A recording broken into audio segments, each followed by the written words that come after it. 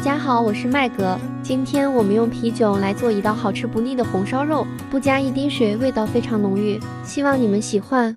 将500克五花肉洗干净，切成长宽2厘米的方块，把五花肉倒进锅里，倒入少许料酒、几片生姜、1把葱段，加入凉水盖过五花肉，盖上锅盖，大火把水烧开。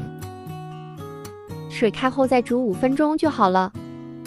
烧起来，把姜葱挑走，清水洗干净，晾干水分。锅里倒少许油，放入50克冰糖，开小火慢慢翻炒，像这样轻轻把糖拍碎，加速融化，炒成琥珀色就可以了。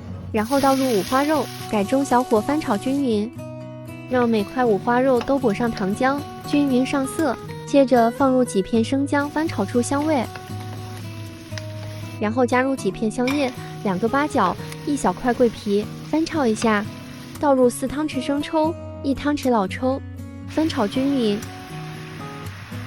倒入适量啤酒，盖过表面，开大火烧开就可以了。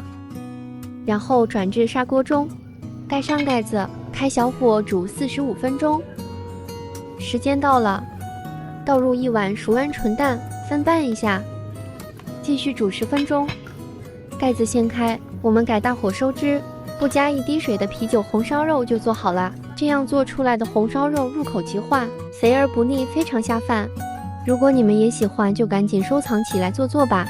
感谢大家收看，我们下期再见。